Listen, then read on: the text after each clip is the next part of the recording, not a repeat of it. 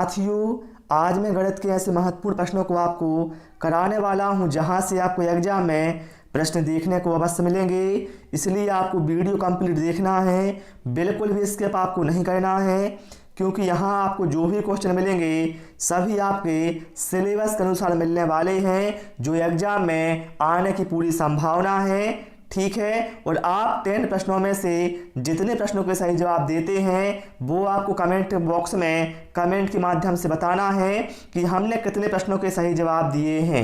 तो बिना समय गवाए शुरू करते हैं भाई हम इस प्यारे से वीडियो को। ठीक है, यहाँ पर क्या कहा गया है, निम्न पाई चित्र में या वृत्त चित्र में विभिन्न मदों पर किया जाने वाला व्यय आरोही क्रम में है। यहाँ पर क्या है, विभिन्न मदों पर जो व्यय किया गया है उसको पाई चार्ट के माध्यम से बताया गया है कि किस पर कितना खर्च किया गया। तो इसको आपको आरोही क्रम में लगाना है। आरोही क्रम का मतलब क्या होता है, घटते क्रम में।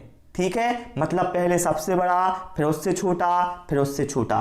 तो यहाँ पर आप देखें सबसे अधिक खर्च किस में हुआ है, आप कहोगे खाना में सबसे अधिक खर्च हुआ है 150 अंश का। तो पहले नंबर पर कौन आएगा, खाना आएगा। फिर दूसरे नंबर पर क्या किसका खर्च हुआ है, 75 अंश, मतलब किसका है, मकान किराया हुआ है। तीसरे नंबर पर क्या हुआ है, कपड़ा, मतलब क्या है, 70 अंश है। फिर चौथे पर क्या आ जाएगा, 35 अंश, मतलब बचत। मतलब पहले पर क्या आएगा, खाना। तो ये यहाँ पहले में शिक्षा दी है, इसमें मकान दिया, ये तो हो नहीं सकता। पहले में खाना, दूसरे में मकान किराया, बिल्कुल दोनों जगह है। तीसरे पर कपड़े, तो भैया ये विकल्प है, बी में कपड़े हैं, यहाँ पर शिक्षा, मतलब ये भी क्या है, क्रॉस हो गया। तो यहाँ विकल्प बी है, यहाँ पर हमारा करेक्ट आंसर होगा, ये होगा इसका आरोही क्रम।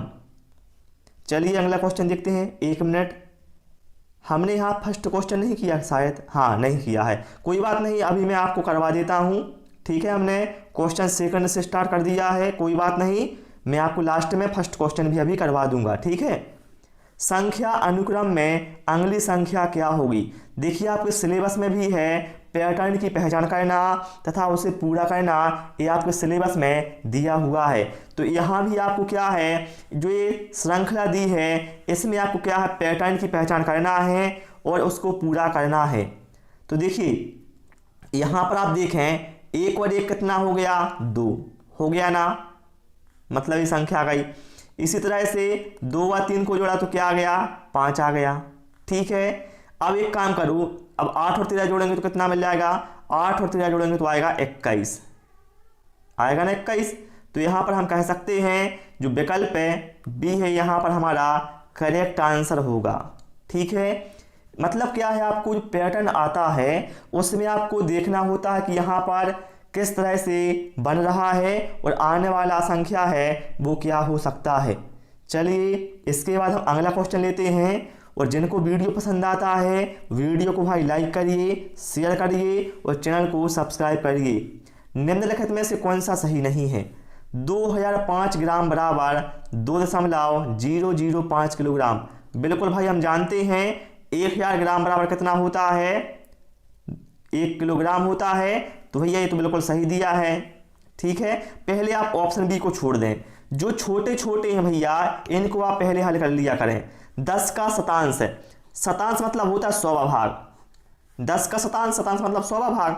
10/100 करेंगे तो क्या मिलेगा, हमें क्या मिलेगा बताइए आप, 0.1 मिलेगा, मिलेगा ना। ए भी सही है, विकल्प ए सही हो ही गया था। विकल्प डी को देख लीजिए, 55 लीटर 55 मिलीलीटर बराबर 55.55 लीटर। तो देखिए 55 लीटर और ये जो 55 मिलीलीटर है इसको क्या करते हैं हम, लीटर में चेंज करते हैं। तो इसमें क्या करेंगे हम, 1000 से इसमें क्या भाग लगा देंगे। तो 55 जो का त्यों प्लस 55 में जब भाग लगाएंगे तो यहाँ पर क्या है, 3 दशमलव है, मतलब क्या है, पीछे से 3 अंकों बाद दशमलव आ जाएगा। देखिए ये ट्रिक होती है, जितने भी नीचे 0 होते हैं यदि किसी संख्या में आप भाग लगा रहे हैं तो क्या है, पीछे से उतने दशमलव बाद, सॉरी उतने अंक बाद दशमलव आता है। जैसे यहाँ पर 3 0 है तो यहाँ पर पीछे से क्या है, 55 में 3 अंक बाद दशमलव आएगा, मतलब यहाँ पर होगा 0.055। तो 55 और प्लस इसको हम जोड़ देते हैं दोनों को, तो हमें मिलेगा 55.055 लीटर। लेकिन यहाँ क्या है 55.55 लीटर है, मतलब ये क्या है गलत है। ठीक है, तो विकल्प डी यहाँ पर हमारा क्या है राइट आंसर हो जाएगा, ए सही नहीं है। इसलिए मैं आपसे बोल रहा था कि विकल्प बी को छोड़ दो, पहले छोटे छोटों को कर लो, ये आपको करना है। ठीक है, चलिए भाई इसके बाद हम अगला क्वेश्चन लेते हैं। 80 को रोमन पद्धति में किस प्रकार लिखा जा सकता है? रोमन पद्धति, देखिए 80 लिखना है तो आप सभी को पता है रोमन पद्धति में एल से हम किसको दर्शाते हैं 50 को दर्शाते हैं, और एक्स से दर्शाते हैं 10 को। अब हमें लिखना है कितना 80, तो हमने एक एल लिखा तो कितना हो गया 50, हमने एक ऐसा लिख दिया तो कितना हो गया 60, फिर 70, फिर 80 हो गया ना। तो यहाँ पर देखिए आप किस में दिया हुआ है, ऐसा विकल्प बी में दिया हुआ है, जो कि हमारा करेक्ट आंसर हो जाएगा। ठीक है, चलिए इसके बाद अगला क्वेश्चन लेते हैं। 270 माप का जो कोण है वो किसका उदाहरण है? देखिए भाई आप लोग ध्यान रखना, यदि किसी कोण का मान 90 अंश से छोटा है तो वह न्यून कोण कहलाएगा, और किसी कोण का मान 90 अंश है तो वह समकोण कहलाएगा, और कोण का मान यदि 90 से बड़ा है और 180 से छोटा है तो वह अधिक कोण कहलाएगा। लेकिन जो कोण का मान है 180 से क्या है 180 से अधिक होगा तो क्या होगा 180 से अधिक होगा कोण तो वह कहलाएगा प्रतिवर्ती कोण। यहाँ पर जो मान है वो कितना है 180 से ज़्यादा है, मतलब है क्या है प्रतिवर्ती कोण है। विकल्प डी यहाँ पर हमारा क्या है करेक्ट आंसर हो जाएगा। चलिए इसके बाद हम अगला क्वेश्चन लेते हैं। यदि एक जो संख्या दी है ये 9 का अपवर्त है तो x की जगह पर बताना है कौन सी संख्या आएगी। अपवर्त का मतलब है, मतलब यदि संख्या में हम पूरी 9 से भाग दें तो ये पूरी बार भाग इसमें चला जाता है, मतलब ये 9 से विभाज्य है। ठीक है, तो ध्यान रखिए भैया क्या होता है विभाज्यता के नियम के अनुसार यदि कोई संख्या 9 से विभाज्य है तो उस संख्या के जो अंकों का योग है वो भी क्या है 9 से विभाज्य होगा। मतलब यहाँ पर अंकों को यदि जोड़ें तो कितना होगा 3 और 1 4, 4 और 5 कितना हो गया 9, और x है 9 धन x। अब बताएं आप x की जगह पर हम क्या रख दें कि इसमें 9 से पूरी बार भाग चला जाए। यदि हम यहाँ पर 1 रखेंगे तो 9 और 1 10 होगा, 9 से भाग नहीं जाएगा। 6 रखेंगे तो 9 और 6 15 हो जाएगा, 9 से भाग नहीं जाएगा पूरी बार। 9 और 3 यहाँ पर 3 रखेंगे तो 12 हो जाएगा, और 9 रखेंगे तो यदि हम 9 रख देंगे x का मान तो कितना हो जाएगा 18, और 18 भैया 9 से क्या भाग चला जाएगा पूरी बार। तो हम कह सकते हैं यहाँ पर जो x का मान है वह 9 होगा। विकल्प डी यहाँ पर हमारा क्या है करेक्ट आंसर होगा। ठीक है, मैंने जो फर्स्ट क्वेश्चन छोड़ दिया था भैया उसको मैं करवाऊंगा भी, ठीक है लास्ट में। ठीक है, अब यहाँ पर देखिए इनमें से कौन सा सही है, बताना है इनमें से कौन सा सही है। आप एक बात समझें, यहाँ पर सभी संख्याओं में क्या माइनस चिन्ह लगे हुए हैं। आप ये सोचें कि माइनस का मतलब क्या है किसी का उधार, माइनस मतलब क्या है किसी का उधार लिया हुआ है। अब ये बताएं यदि किसी व्यक्ति के ऊपर 16 रुपये का कर्जा है और किसी के ऊपर क्या है 15 रुपये का कर्जा है, तो ये बड़ा कौन हुआ जिसके ऊपर 15 रुपये कर्जा है ना। ये तो इसके ऊपर कर्जा 16 रुपये का है, इसके ऊपर 15 का है, मतलब ये क्या है बड़ा है। लेकिन यहाँ पर क्या है छोटा बताया हुआ है। ठीक है, मतलब ये तो क्या है गलत है।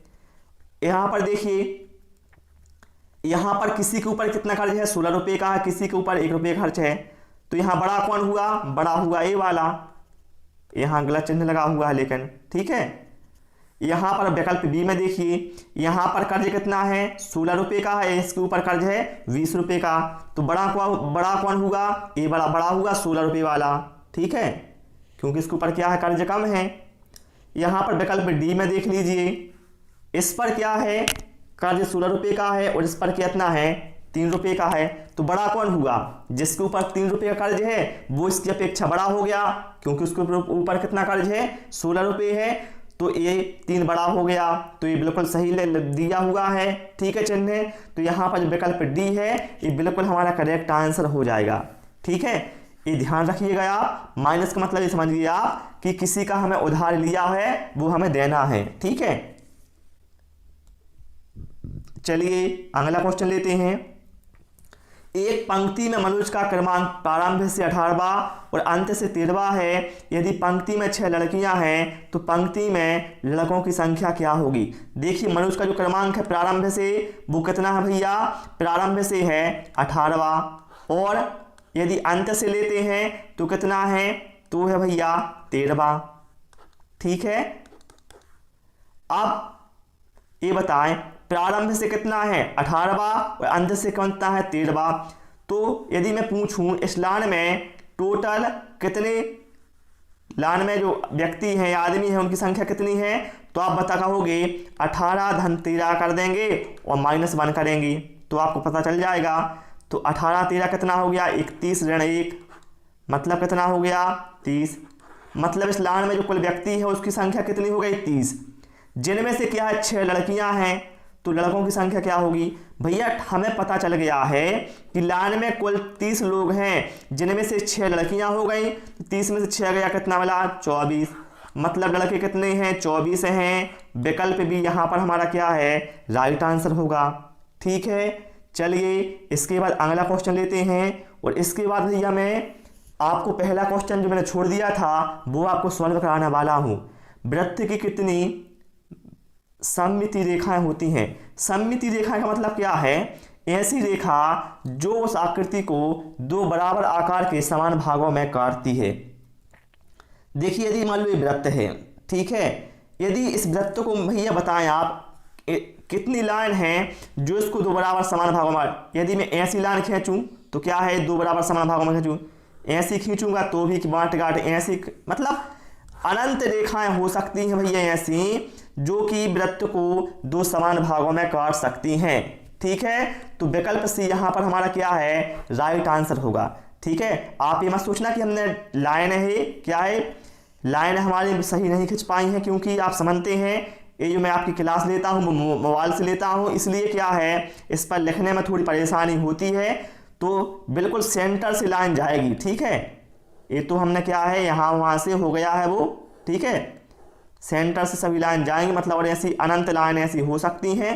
ठीक है, चलिए इसके बाद हम वो फर्स्ट क्वेश्चन देखते हैं जो कि हमने छोड़ दिया था। बहुत ही महत्वपूर्ण प्रश्न है भैया वो।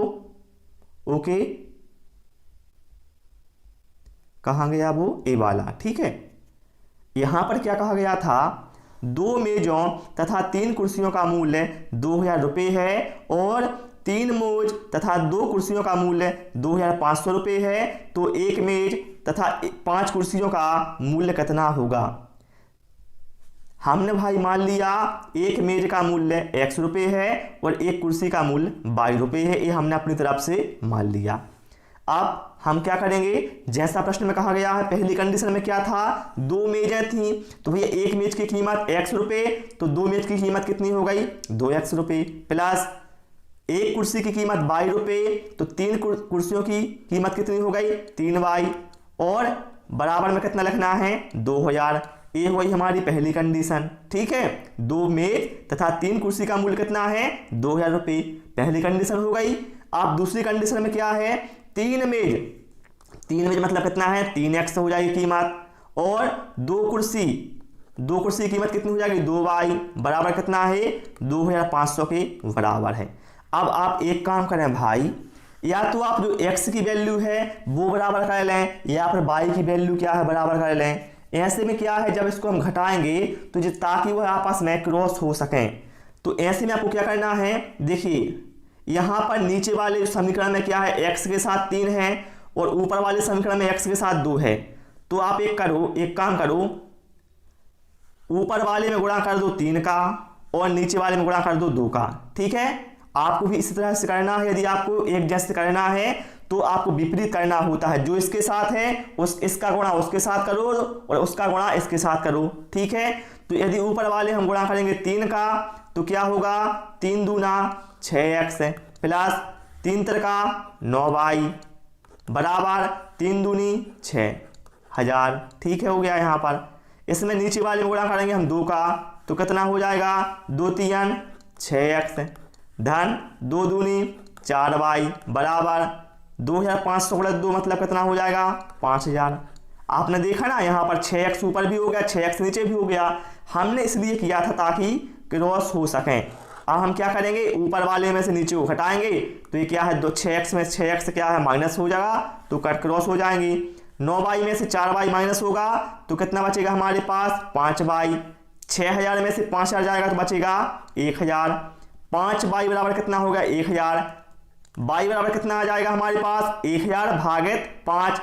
1000 में भाग दिया 5 का तो कितना आ जाएगा 200। y का मान हमारे पास आ गया है 200 रुपये। y मतलब क्या है, एक कुर्सी की जो कीमत है वो भैया कितनी होगी 200 रुपये होगी, ये हमने पता कर लिया है। अब आप एक काम करें, जो y की वैल्यू है इसको ऊपर वाले समीकरण में रख दें।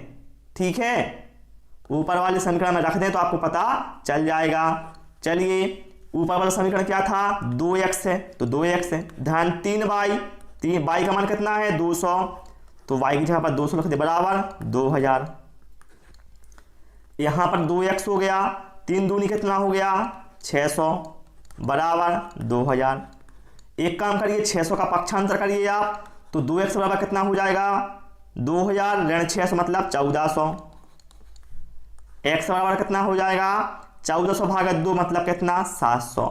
तो हमारे पास क्या है x की वैल्यू मतलब मेज की कीमत भी आ गई है 700 रुपये।